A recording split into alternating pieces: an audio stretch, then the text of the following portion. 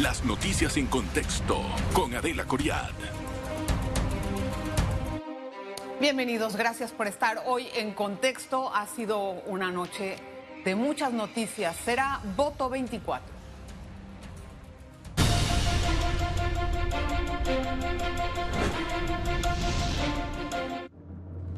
Como ya sabemos, el Tribunal Electoral pospuso el debate presidencial para este 26 de febrero, anulando la posibilidad de que fuera el día 21 de febrero como se había pautado en la primera parte. Esto a raíz de que pareciera que no les dieron los tiempos para hacer los trámites necesarios en el sentido de la inhabilitación del expresidente Ricardo Martinelli y también la invitación que habían otorgado al segundo en esta fórmula, José Raúl Mulino, quien todavía no era un candidato presidencial.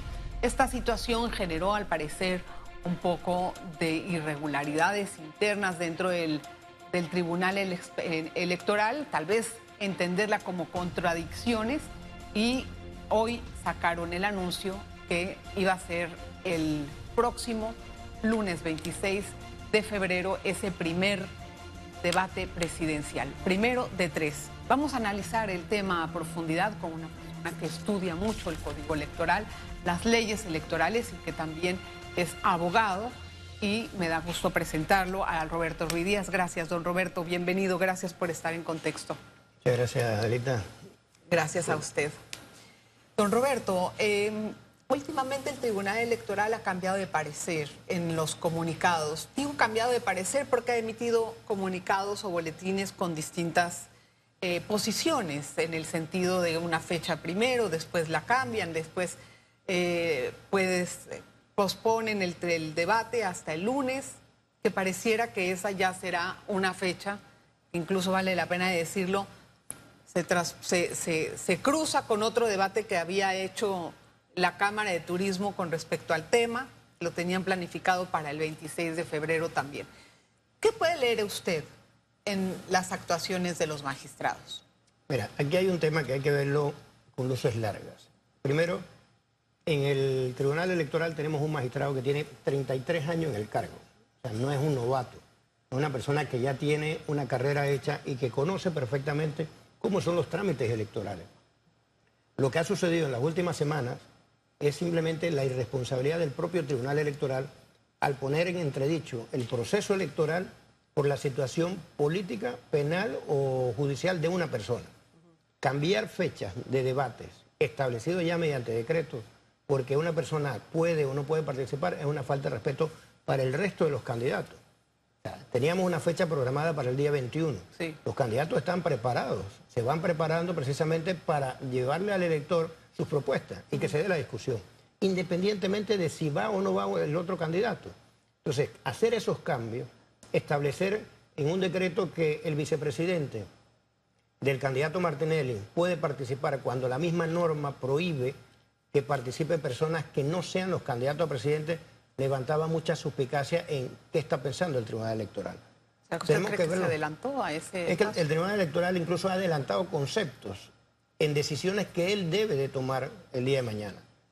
Quizás por la presión mediática o la presión de factores de poder, pero el Tribunal Electoral debe mantenerse neutral, con una posición vertical, independientemente a quién favorece o a quién perjudica.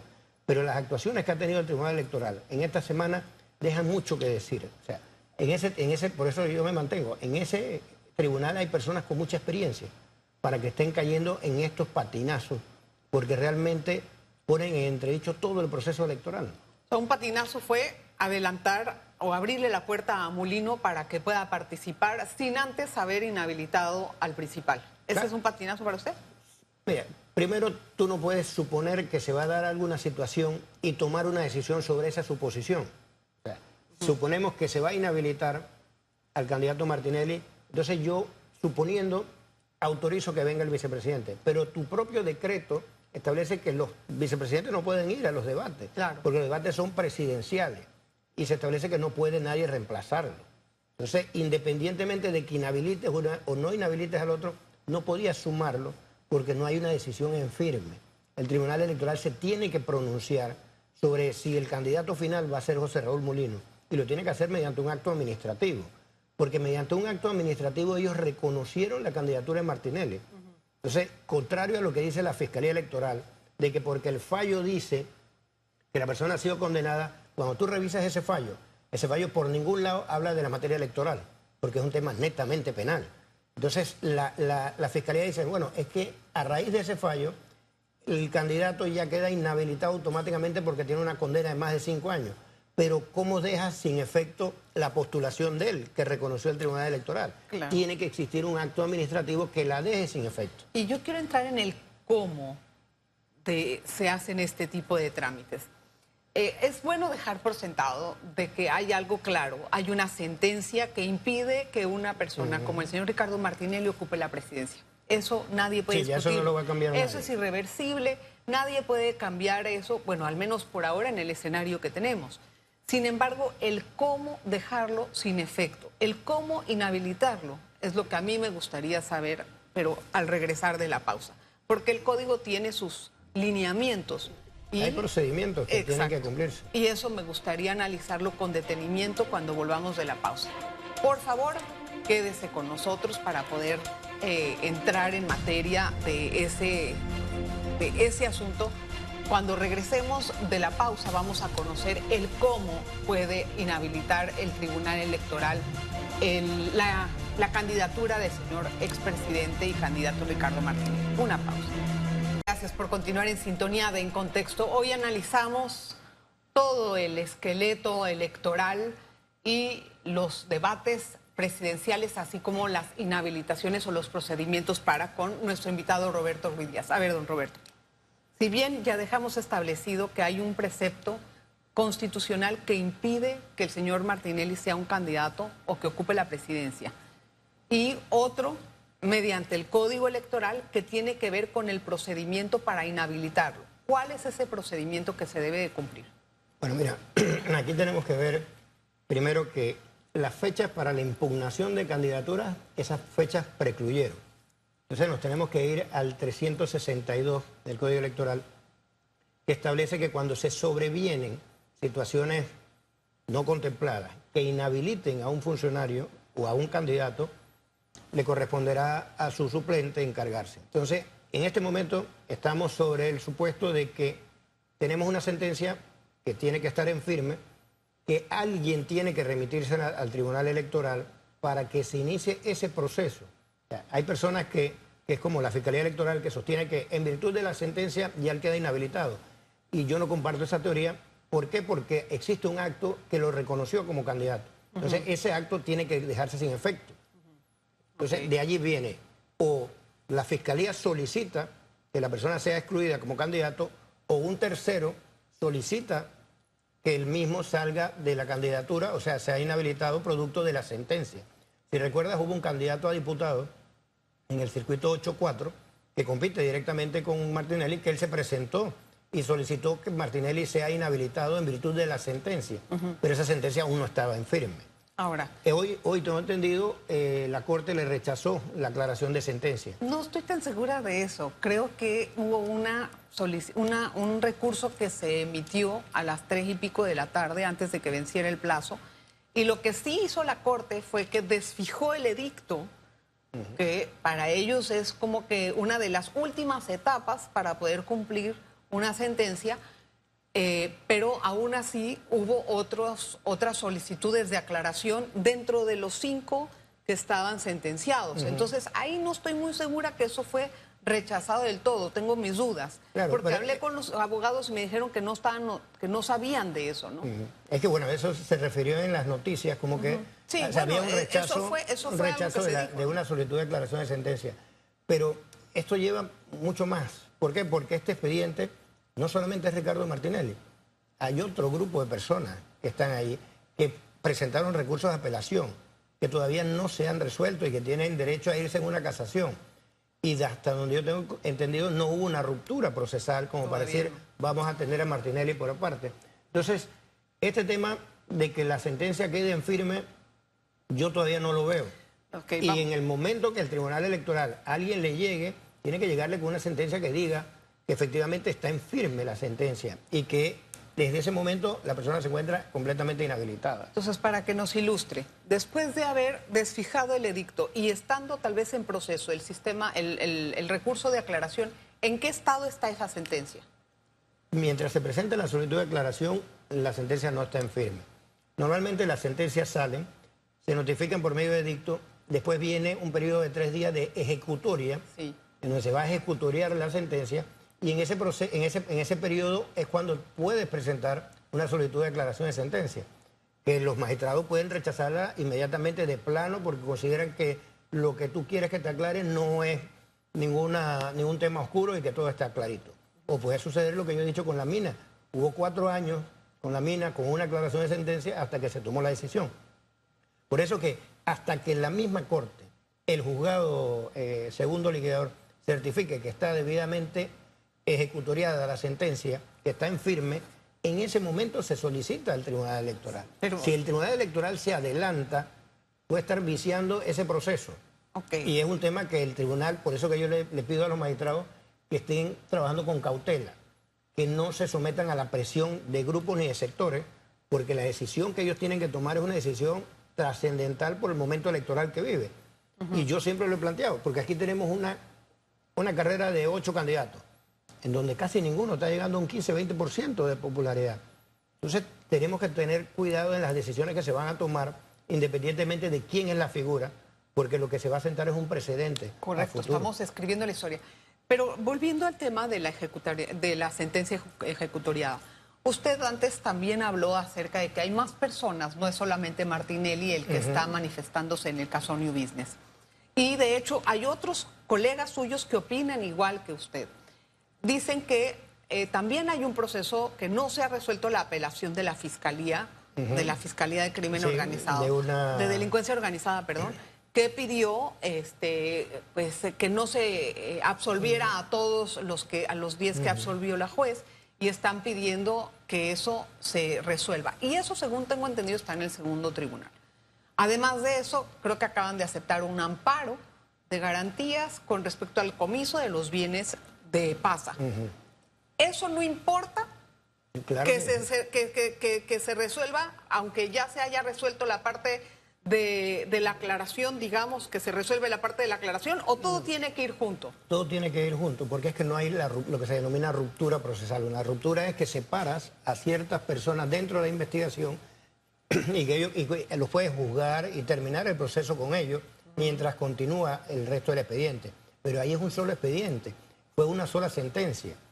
Como pasó en Odebrecht, que hubo una ruptura procesal. Exacto. Entonces tú sacas a las figuras esas de allí y las trabajas aparte. En el caso no. En el caso hay una sentencia, hay un grupo que salió absuelto, la Fiscalía apela, y entonces no hay una decisión todavía de ellos, pero forman parte de la misma sentencia esa en donde está Martinelli. Entonces han caminado en pasos diferentes, o sea, cuando debieron haber ido a la par y resolver toda la acción. Porque, hazte un ejemplo, las personas que están absueltas, resulta que el Tribunal Superior dice, modifico la sentencia y los condene. Ellos se van a ir en casación. A casación, ni lo dudes. Entonces, claro. casación se tiene que pronunciar, admitiendo o no admitiendo. Entonces, ¿qué significa eso? Que el expediente sigue vivo. O sea, no hay un expediente que haya terminado. Si la figura fuera solamente Ricardo Martinelli, uno dice, se acabó el cuento y hasta aquí llegó. Lo que sí quedamos claros, o sea, no le podemos quitar el hecho de que él ya fue condenado. No, sí, ahí no estamos discutiendo. Y es lo que la gente tiene que entender. ¿Por qué? Porque quieren casar el tema penal con el electoral. Entonces son situaciones completamente diferentes. Entonces ahí es donde tienen que los magistrados del Tribunal Electoral tener la firmeza de que las decisiones que van a tomar sean en derecho y no a base de la presión. Don Roberto, ¿en este momento se puede hacer una ruptura procesal del expediente? No. Ah, ¿no? Entonces, ¿se puede hacer una modificación de sentencia? No, tampoco, porque ¿cómo la van a modificar? No, ¿cómo se separa entonces el asunto ahora? Es que ellos tienen que terminar el proceso completo, o sea, porque había una sola sentencia. Tienes que terminar de atender la apelación que presentaron la que presentó la misma Fiscalía. Sí. Para que haya una decisión, donde el Tribunal Superior puede decir, se mantiene la decisión y la Fiscalía tiene la opción de ir en casación también ella o decir, bueno, no voy en casación y ahora sí terminamos todo el cuento. Sí, mire pero todo eso forma parte del mismo expediente, eso no se puede decir. Expediente. Bueno, pero es que hay que aclararlo, porque hay gente que cree que porque ya salió esto, entonces ya se terminó. Voy a hacer la pausa y vamos a regresar con más. Vamos a ahondar sobre este tema, porque de ahí entonces vamos a poder entender cuál puede ser el futuro de esta inhabilitación. Hoy conversamos sobre el tema del momento, sobre el tema que todo el mundo está hablando y se está preguntando qué es lo que va a pasar. Don Roberto, usted ya ha hablado que todo esto es parte de un mismo expediente. Por lo tanto, si se siguieran los pasos que me está comentando, ¿cuánto tiempo tardaría en estar ejecutoriada la sentencia, por así decirlo, para poder después comunicar el juzgado de origen al tribunal la situación? Sí, bueno, es lo que planteo, ¿no? Si tenemos un recurso de la Fiscalía, tiene que esperar que termine la decisión. El Tribunal Superior se tiene que pronunciar para que sea dentro del mismo expediente, o sea, contra la misma decisión. Luego de que termina esa acción, es la Fiscalía la que puede decir, si se mantiene la decisión, voy a casación, y se mantiene el expediente todavía vivo. Si son las partes que le cambian la decisión, esas personas pueden también recurrir en casación y el expediente se mantiene en vivo. Al mantenerse en vivo, no puedes decir, bueno, ya terminó para Martinelli, pero no terminó para los otros, ¿no? Porque es un mismo expediente. Ok, ¿cuánto tiempo puede tardar eso? Eso va a depender del Tribunal Superior. Esto te puede demorar así. Mira, esos recursos tienen casi 6, 8 meses desde la condena. Sí, más, sí. Sí, entonces imagínate esos recursos con 8 meses todavía no los han fallado. Entonces, ¿cuánto tiempo más? Y de ahí tú tienes que irte para casación. Y en casación tienes que darle los términos para que puedan sustentar sus casaciones.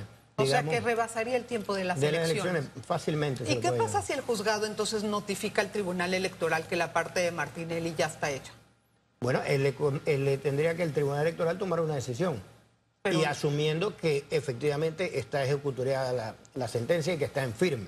Porque se lo dice un juzgado. Porque se lo estaba, él confía en la buena fe del juzgado, ¿es así? Exacto, pero el juzgado no, de oficio no debe mandar, porque no le corresponde al juzgado. ¿Quién lo manda? Lo tiene que hacer un tercero o la Fiscalía Electoral. Como la Fiscalía Electoral es la que puede presentar la copia autenticada de la sentencia debidamente ejecutoriada solicitando la inhabilitación. Pero de oficio el tribunal no puede, el Tribunal Electoral no puede actuar de oficio. Pero está la circunstancia, pero alguien tiene que activar el juzgado administrativo, alguien tiene que activarlo.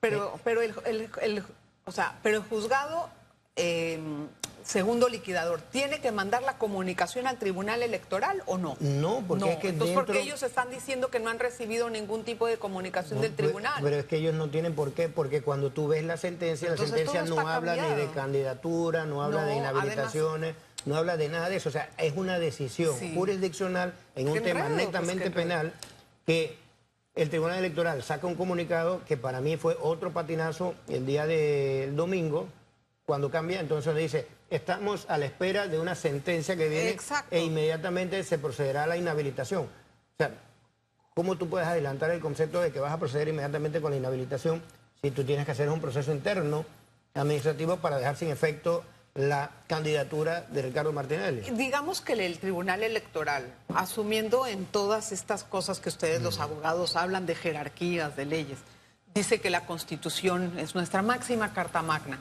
y ella es la que impide que esto suceda por el artículo 180. El Tribunal Electoral se puede amparar en eso y digamos, preguntas, ¿puede hacer una resolución inhabilitando en base a la Constitución o tiene que seguir los parámetros del Código? Mira, pueden adoptar las dos vías. Una vía que es simplemente que el tribunal diga, es de conocimiento público, ante este despacho llegó la sentencia mediante la cual el señor Ricardo Martinelli está condenado con más de 5 años. En virtud del artículo 180, la persona esta queda inhabilitada para ser candidato a la presidencia. ¿Eso es a través de una resolución? Tiene que hacerlo. Pero ese acto solamente es recurrible ante la Corte Suprema en acción de inconstitucionalidad, que va a demorar 3, 4, 5 años en resolver. Para hacer ese acto, ¿el Tribunal Electoral debe notificar a Martinelli? ¿Antes? Antes no. En el momento que se emite la resolución donde lo inhabilitan, a él tiene que notificarlo. ¿Y si no lo encuentran? Bueno, en el trámite, creo que en el trámite electoral sí está permitido la notificación vía edicto. En ese trámite en el boletín electoral. porque normalmente los recursos que uno presenta contra impugnaciones, acciones, lo notifican a uno por medio del boletín Aunque electoral. sea una inhabilitación.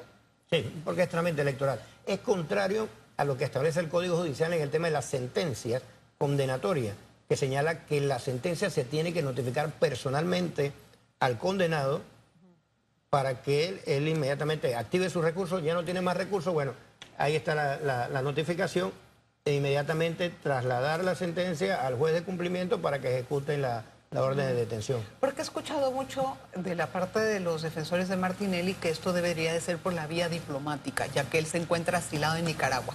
¿Qué de cierto hay ahí? Bueno, se utiliza la teoría de que el Estado, Nicaragua, la embajada, forma parte del Estado de Nicaragua. En todo caso, la notificación sería vía Cancillería. O sea, el tribunal se lo manda a la Cancillería y la Cancillería, mediante una nota verbal, puede ser, le comunica o le envía para la notificación de la persona. Y la embajada se supone que tiene que hacer el ejercicio de notificarlo allá adentro. Pero sí tiene que ser esa vía. Pero eso es un ejercicio mucho más largo que la resolución que me dice usted que por el edicto.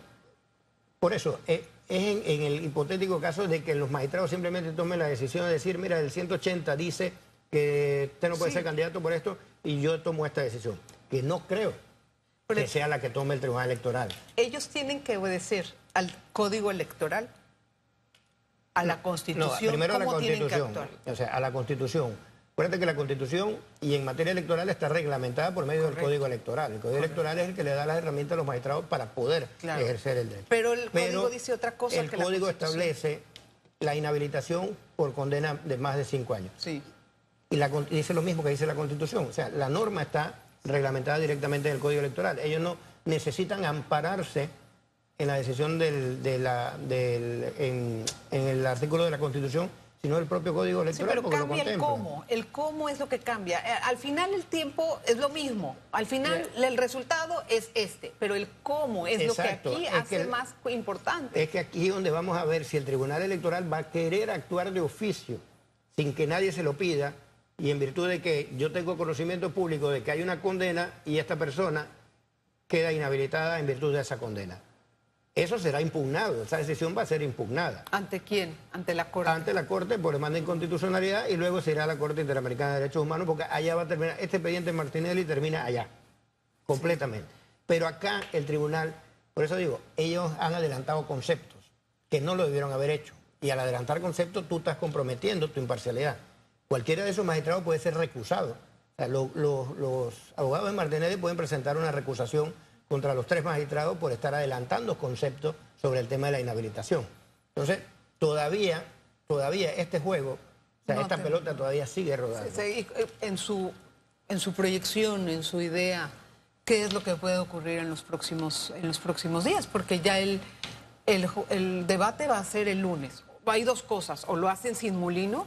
Ah, no, pero bueno, el debate... O lo hacen con ellos. No, es que eso es una parte de la presión. Sí, por eso es que dijeron que venga Molino, luego no, que no venga Molino, luego lo cambiaron, luego lo pusieron. Entonces... Pero recuerda que el debate no es obligatorio. No, pero de todas maneras todo el mundo lo está esperando. Sí, pero bueno, mira que cuando ganó Mireya Moscoso ella jamás fue a ningún debate. Ok, yo entiendo. Entonces, son situaciones que uno está asumiendo. En este momento, a quienes no marcan bien en encuestas, le interesan estos debates porque es el momento de dar a conocer su propuesta y decir, vea que también estoy preparado para esto.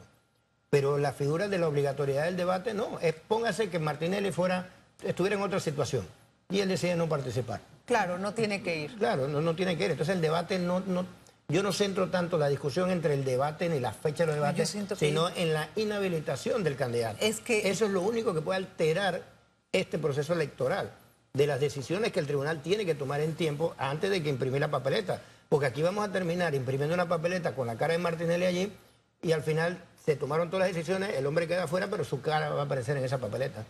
Y eso es porque no se logró el proceso de inhabilitación como es. En los tiempos, porque no llegaron a cumplirse los tiempos.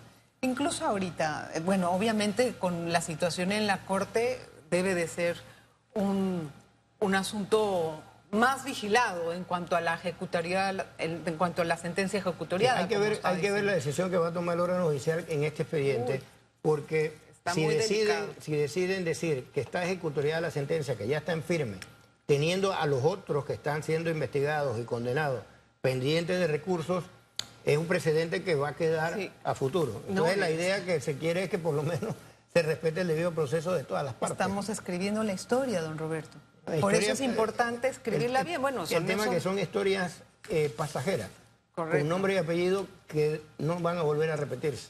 Correcto. Eso es lo que tenemos que tener claro acá. Gracias por sus aportes y por su ilustración, ¿eh? También Gracias. mucha suerte como vicealcalde, pero vamos a hacer esa entrevista después, en otra ocasión. Ahorita lo traje como Concentrado. experto en el tema. Gracias. Gracias, don Roberto. Muchas gracias, de verdad, y gracias a usted por la atención. Nos vemos luego. Las noticias en contexto con Adela Coriad.